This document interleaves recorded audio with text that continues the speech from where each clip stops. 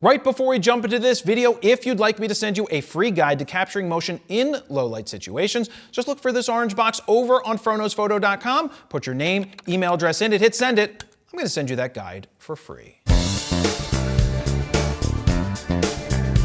Jared Polin, froknowsphoto.com, and this, bring in the forklift, is a review of the Sigma 300 to 600 millimeter f4 DGOS lens. This is a behemoth, and we have a lot to talk about. But first, you may have heard me just say DG, and I didn't mention DN. Now, DN was new with Sigma lenses for the last couple of years because DN meant digital native. They did a separation between what's a mirrorless lens and what is meant for DSLRs. But now they've dropped the DN altogether because DSLRs aren't being produced. From here on out, we can just expect that all future lenses from Sigma are meant to be digital native, and that's why they've dropped it. Now, this is a super unique lens. Insane. When Sigma was touting that they had something special coming, something unique,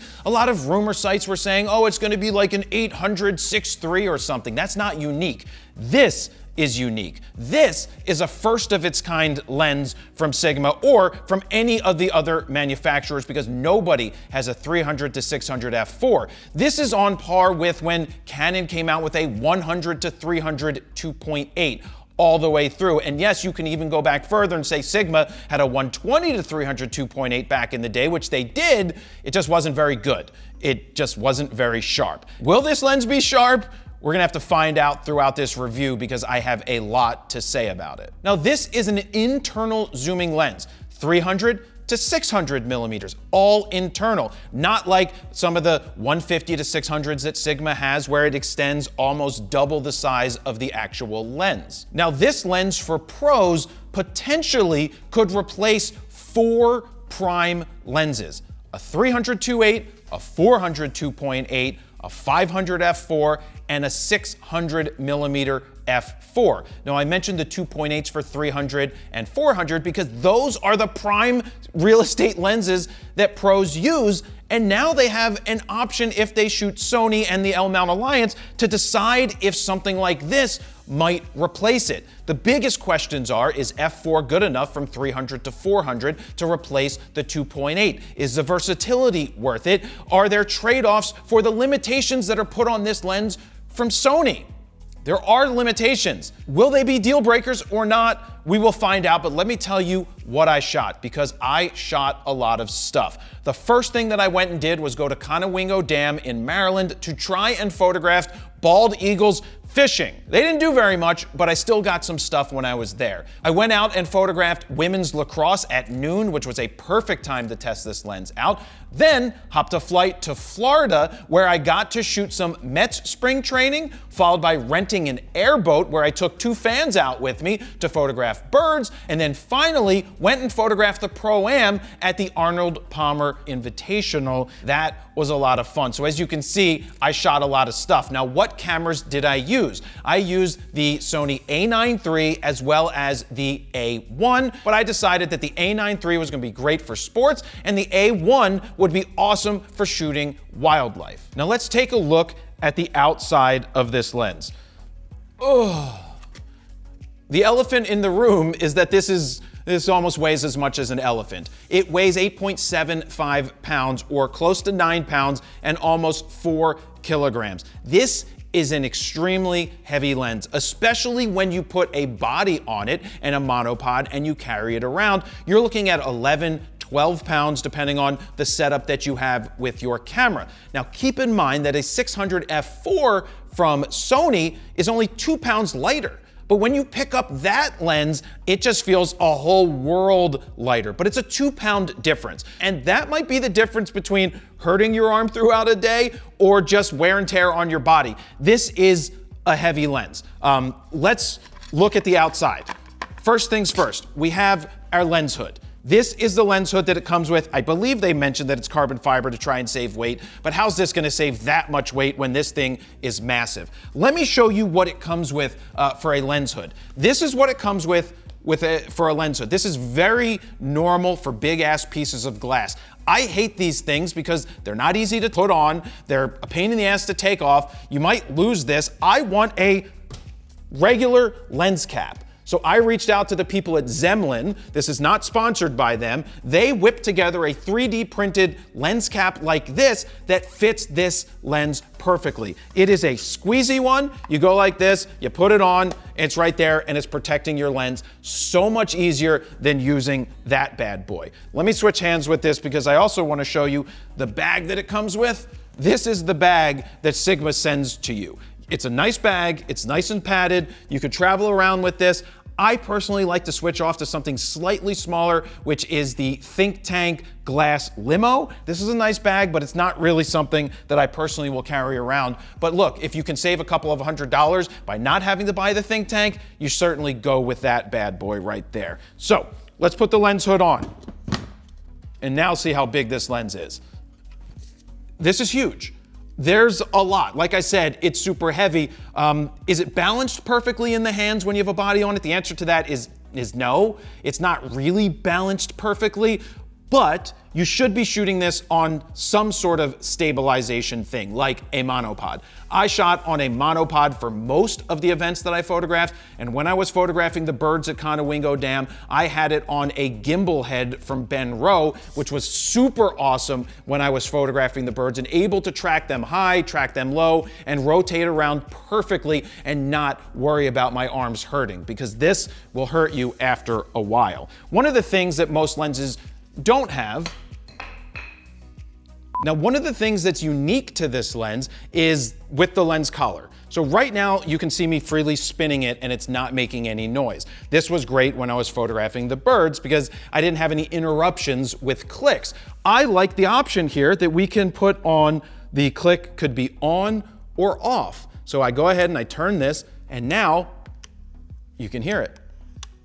I have click stops going in there for the lens collar. So having the option to do both does come in handy. This isn't the first lens to offer that, but it is nice that you have it.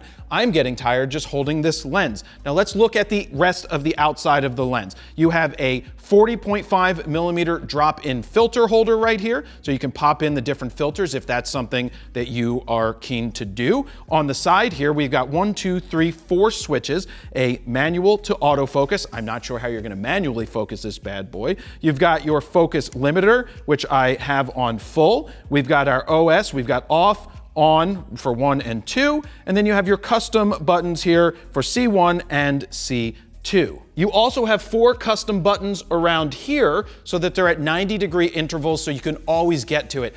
My bicep is on fire right now from holding this lens like this. This is tiring. This is a workout unto itself.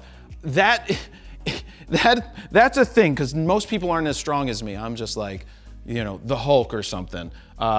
This rocker switch right here is good for people who want to have full frame, say with an A1 and A1 II, and they want to bang in to crop sensor and get the DX mode. That would allow them to bang in and get more bang for their buck with the zoom.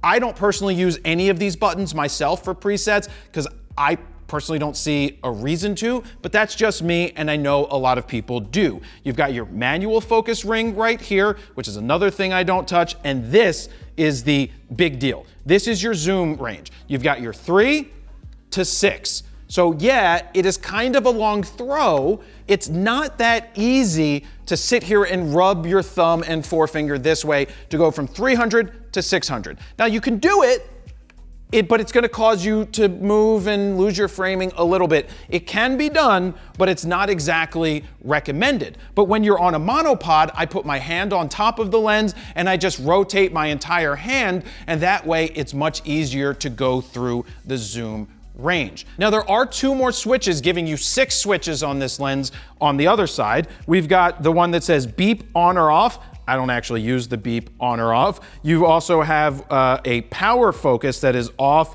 or set to power focus, and you also have another custom function set button right down here on the lens. So it's well thought out, it's well placed. There's a lot of different functions you can go through. I personally don't use a lot of them. Now, when it comes to putting teleconverters on, you already have a 300 to 600 millimeter zoom here. That is a lot. You cannot use, I repeat, you cannot use the Sony teleconverters on this lens. It will not work. I'm not a big fan of teleconverters. I'd rather have you crop. I know a lot of people want more reach, but shit, 300 to 600 is already pretty amazing because this lens is squarely designed for birders, wildlife photographers, and sports photographers. I'm not sure who else would end up using it. Of course, you could use it for anything, but those are the three types of photographers that I think it is for. Now, as I said earlier, I shot a ton of stuff, so let's jump into the pictures and head out to Conowingo Dam. That is a place where I was told in November and December, it's the best time to go there. You'll see millions of dollars of gear there because people are waiting to get the eagles fishing.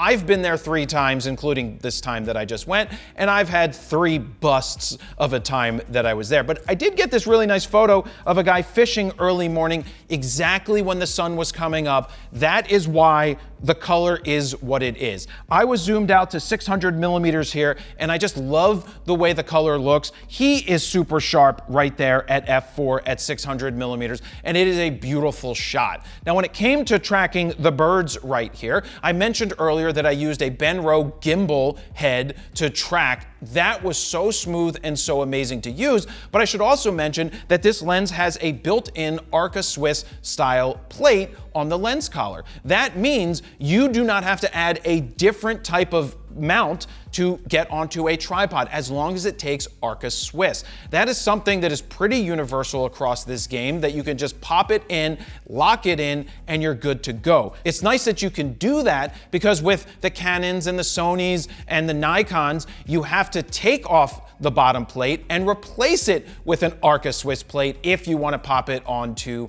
a tripod that has Arca Swiss. Arca Swiss just makes everything much easier. This is one of the better eagle photos that I got. I was able to track it. I used the A9 III. It is really nice and sharp as I was following it. Now, is it the greatest bird photo since sliced bread? The answer to that is absolutely not. The birds never dove while I was there to get any of the fish. But I just wanted to show it because we actually had a nice sky with some clouds, and I could get some quick tracking in with the autofocus, which we're going to talk about more when we jump out into lacrosse and soccer, which we're going to do now. I discovered one of the caveats of this lens that it might be a deal breaker for people, might be a deal breaker for sports shooters, is I was trying to track subjects coming towards me, so I would be at 600, and then I'd turn the zoom ring and try to be at 400 or 500 or track a subject coming towards me, all while continuously autofocusing. You cannot continuously autofocus with your finger pressed halfway down and zoom at the same time. They will go out of focus. This lens is not capable of doing that, at least from what I've seen. Now, it's not the only third-party lens to do that. Most third-party lenses don't have the ability while you're zooming to continually focus. An example of that was Sony's 24 to 72.8, their version 1, couldn't zoom and focus either. So as you're trying to pull and continually focus, you're like, why is my stuff not sharp? That's why. So you do want to kind of use it as a prime lens. If you're shooting at 600 millimeters and someone's running towards you, you stay at 600 all throughout your time shooting and it will track it really well. But once I realized I would set it and shoot it, we zoom in and we're like, yeah, that's sharp. That looks great, no matter where I'm at through the range. And that's what I'm talking about with this. Also, remember, this is an f4 all the way through. You have 300, it's an f4, 600, it's an f4. This is internal zooming. It's not external like a 150 to 600 Sigma. The background, is it a big deal at f4 versus 2.8? I don't really think so. I don't think most people would know the difference. Yes, I do love the beautiful look of a 400 2.8, but you have to remember how many lenses this is replacing, and you have to weigh the pros and the cons. Now, moving on to another lacrosse shot, because I started to go vertical. What did I shoot this one at? I was 519 millimeters and filling the frame for like a sports card photo. This is beautiful. Nice and sharp, nice tones, shooting with the A9 III. Remember, it's 24 megapixels, and as you zoom in on a computer, you can start to find imperfections when you go 200% in, but if you're looking for issues, you're gonna find issues, and you have to remember that, again, if you're just making basic prints out of this or posting online, most people will never ever know the difference. Let me cut in here real quick and say, are you looking for a way to support all of the free content that we're doing? Check out our presets from FroPack 4 right here, starting with Blue's Clues, followed by Brooklyn, C41, we've got Copper Tone, Kaleidoscope, Saltwater Taffy, Thick, and Wet Hot American Summer. And my all-time favorite from FroPack 1, with one click, we've got Skittles, and it goes boom. But all new and exclusive to FroPack 4, we have 4 custom adaptive Lightroom presets called Face Enhance, Full Body Skin Enhance, Eye Only Enhance, and Background Blur. So look, if you want to speed up your raw workflow, give yourself a great starting point, or you're just tired of other people's presets sucking, as you can see, our presets do not suck. To check them out right now, head on over to fronosphoto.com/FroPack4. While you're over there, you can play with the sliders to see the befores and the afters. And if you decide to pick them up right now, they are currently on sale.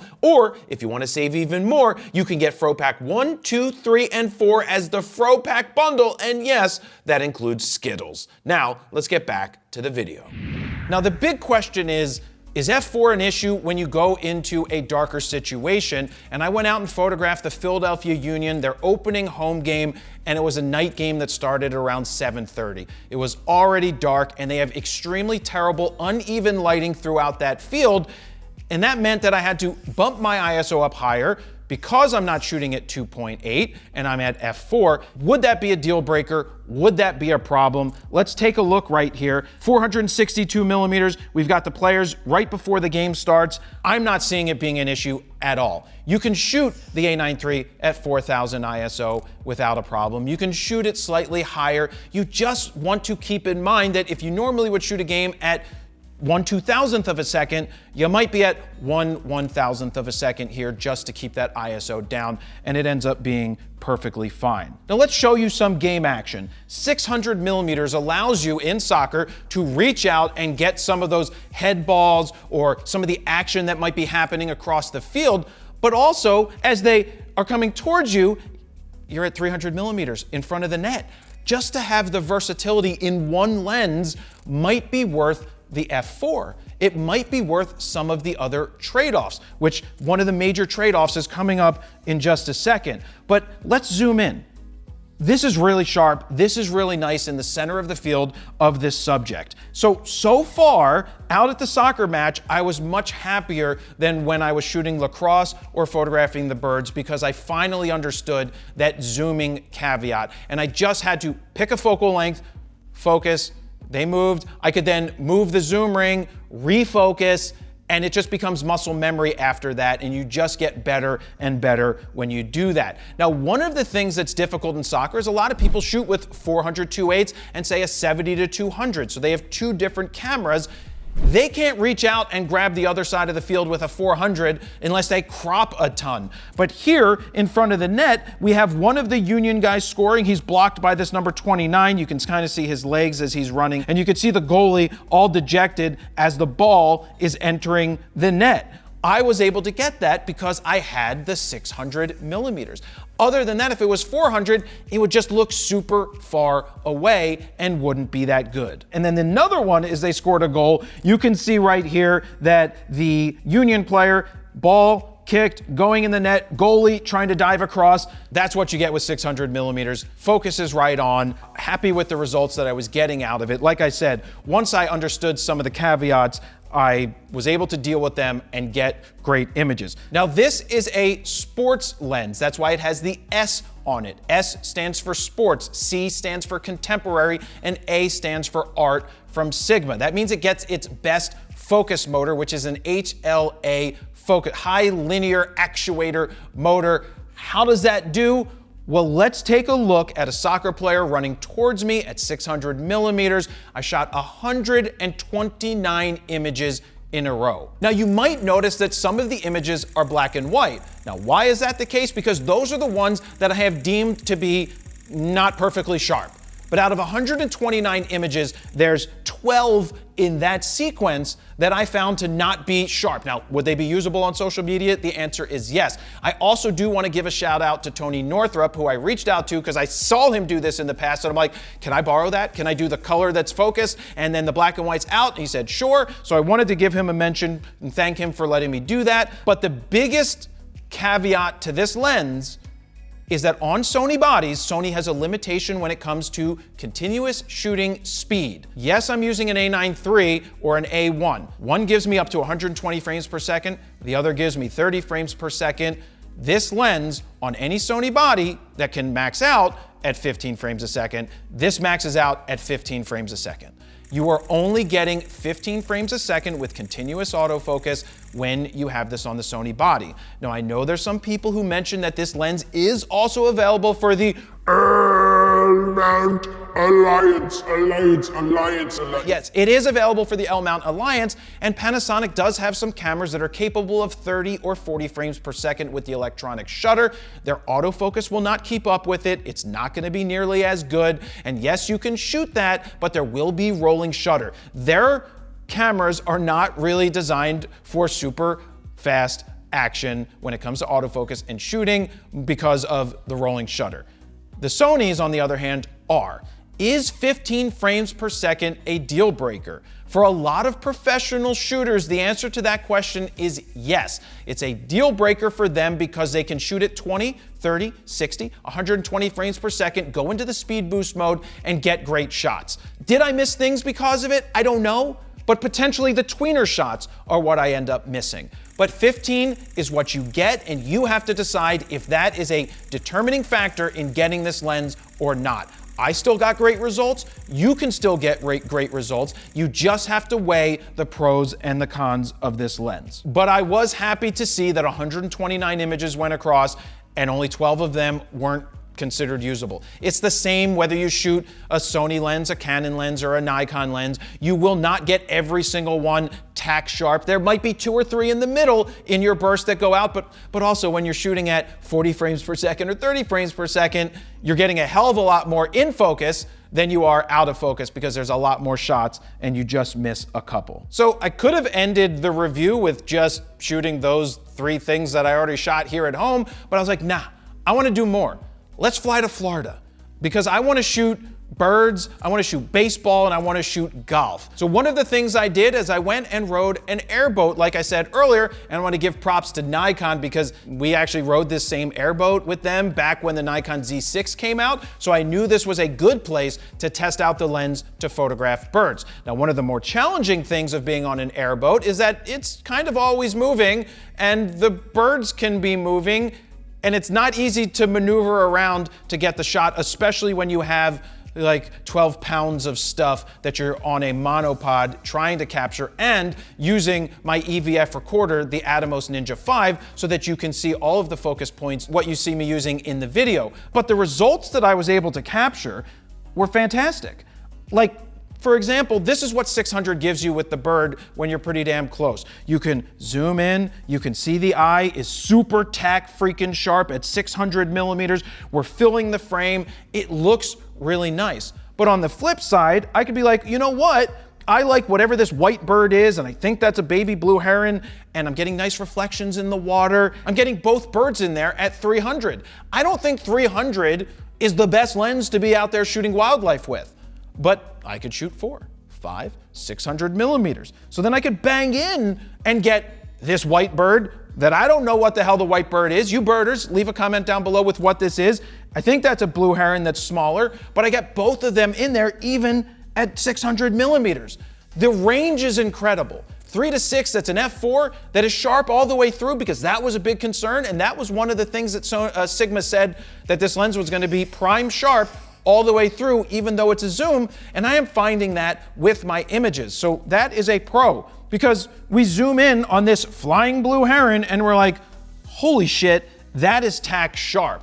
Now, speaking of this blue heron, I got a burst of it where I tracked it and only 2 of the images kind of went out. And when I say went out, it meant that it focused on the bird's wing and the other one just missed somewhere else and the eye wasn't tack sharp. I do also want to say that I didn't actually have the correct autofocus mode on. I had People AF, and I didn't realize for whatever reason I should have had Bird AF, but obviously you can see that the green tracking box of the Sony A1 means that I selected the focus point, like it found it, but it's tracking where I engaged the tracking. So it didn't even find the subject at that point. When I did switch into the Bird AF, yep, it found the eye much smaller, but in this situation, I nailed the blue heron flying. The focus motors kept up. Would I have liked a burst of more? The answer to that is yes, but to only have 2 of the images out of that burst not be tack sharp is a win for this lens.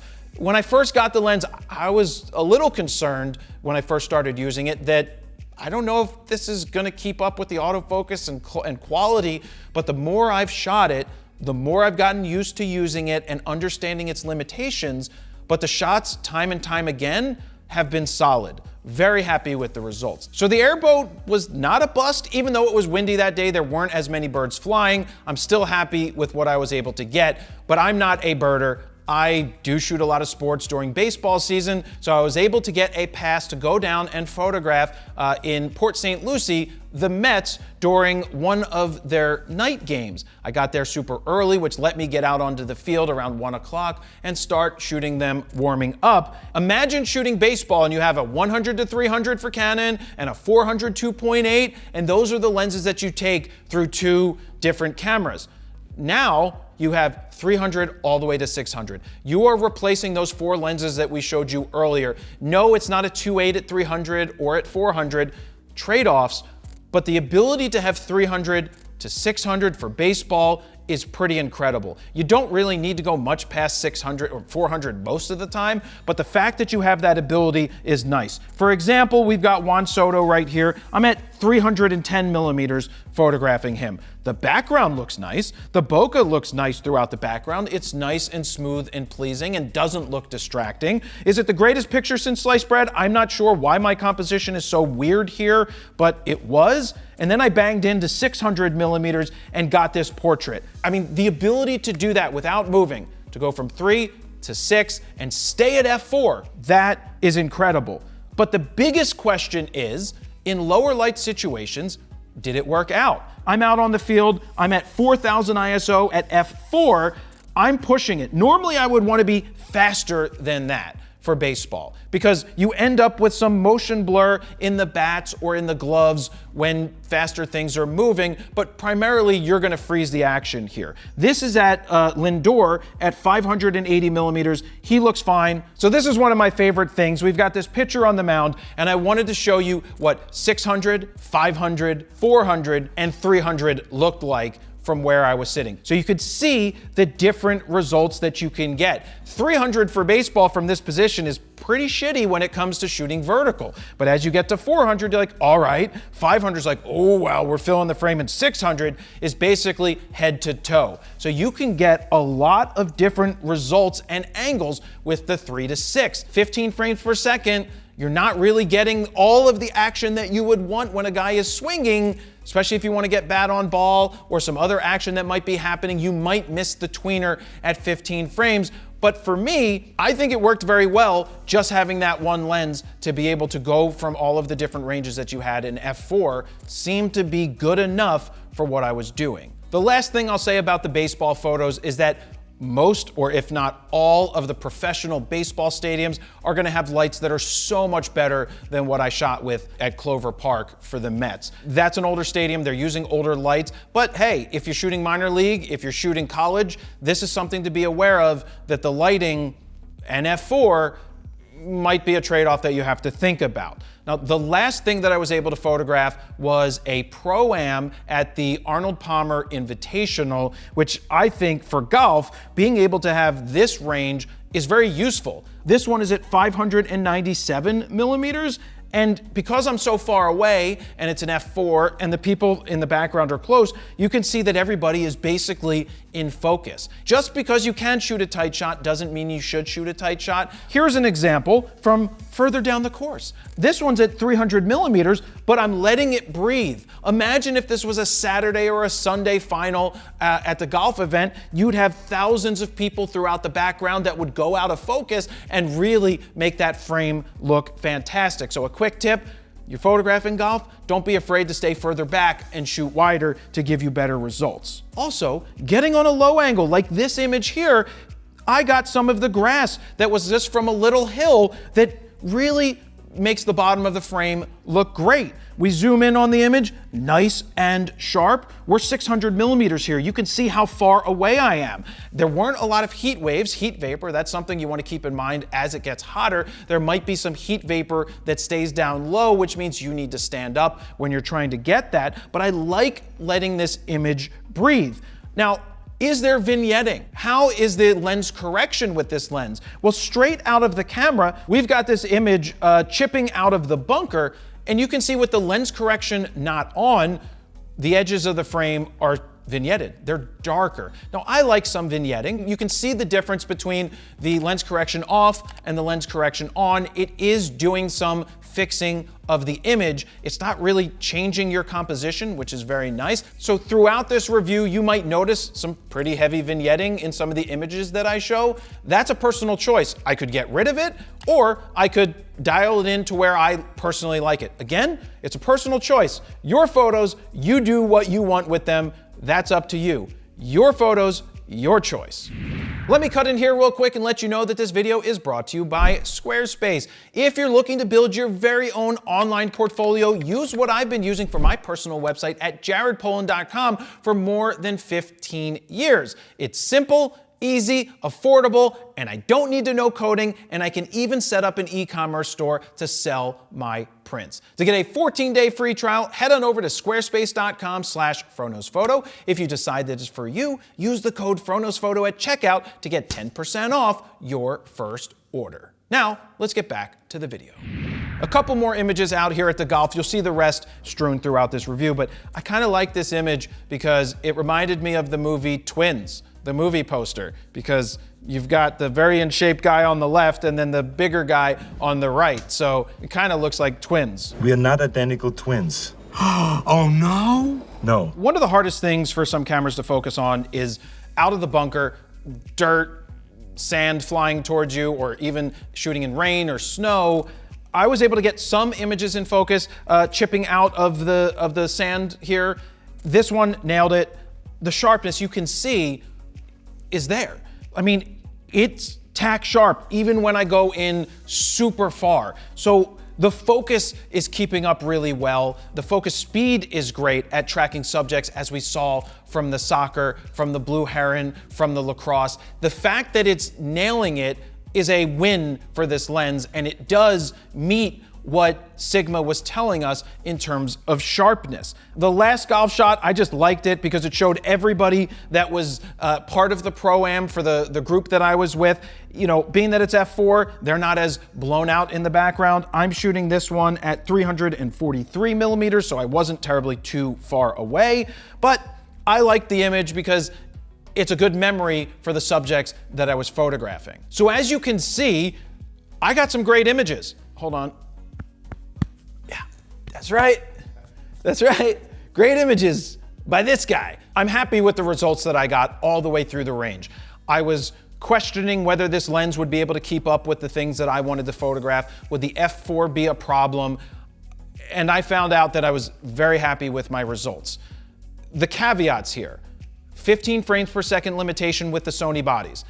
Is that good or bad for you? It ended up being fine for me because I don't know what I would have gotten otherwise, and I'm happy with the results that I got. The no zooming while continuously autofocusing, that's a tougher one, but you do get used to what you need to do when it comes to getting around that limitation. f4, I like to shoot 2.8s, but again, 300 to 600, f4 all the way through. It's just replacing the 300 and the 400 that would be 2.8s, and a 5 and a 6 would still be f4. So going all the way through, That for me was not really a deal breaker. What was a deal breaker was my back and how that looked when the monopod rested on that the whole time, because I didn't have one of these things that just came in the mail, a Sony Pro Support that goes on a monopod so that it would rest on my shoulder like this, or the other way like this, and it wouldn't hurt as much because I had padding. That is recommended that you get, and Sony sent me a bunch of these out so that my back won't hurt as bad as it did. And a limitation that isn't really a limitation for me because I don't use teleconverters is the fact that there are no teleconverters that you can get for this. I know there's a lot of people that like doing that because they want to reach out and get even more. You can't currently do that, so that is one of those other caveats. So how much is this lens? This is a budget-friendly lens. Yes, it is budget-friendly at $6,000. Now you might be saying, how's that budget-friendly? Well, because when you look at what a 600 f4 costs at $14,000, especially Nikon's with the built-in TC is $1,000 more than everybody else, you're like, that is budget-friendly. Or the fact that it's replacing 4 lenses, budget-friendly at $6,000. I find that to be reasonably priced at $6,000. Now let's look at some of the other lenses that you might compare it to. You've got a 200 to 600 from Sony, which is $2,000. You have a 400 to 800 from Sony, which is $2,900. Sigma has a 150 to 600, which is $1,500. And these are variable aperture lenses. They're not f4s. You get what you pay for. Is the 2 to 6 good? Is the 4 to 8 good? They are. But most pros aren't taking those out into the real world often. I know a couple that use 2 to 6 to shoot baseball, but this could be a better option for some of those baseball shooters. 2 very important tests, sniff test and wind tunnel test. Sniff test. Oh, it smells like the seat at Gold's Gym on the chest press machine after Arnold Schwarzenegger was working out. Roses. Smells like roses. Oh, wind tunnel test. I'm not even gonna, well, you know what? Fine, I'll stand it up. Oh my Jesus, God, that's huge. Oh, it stops the wind like a brick wall, so it passes the wind tunnel test. Like I've said time and time again, I didn't know what to expect with this lens. The more I used it, the more I was happy with what I got. This would be a very good lens for shooting baseball, professional baseball, not even professional baseball, just about any type of sport, wildlife, even going to Kenya again to shoot a safari. I never take a 600, I take a 1 to 3 and a 400, and that's what I use. I don't like the 6 because it just gets you too close and too tight and doesn't give the image room to breathe, but I have a 3 to 6. I have everything, so if I just wanted a little more reach than 400, I could have it. It's just heavy. It's not that expensive compared to everything else. Sigma did a great job here. A unique, first of its kind lens. I think they hit it out of the park. If you'd like to purchase this, there is a link down below that's an affiliate link that helps us to continue make these videos. I want to thank you guys very much for watching this. Any questions, any comments, please leave them down below. Don't forget to give this a thumbs up and subscribe because why not? Jared Polin, FroKnowsPhoto.com. See ya.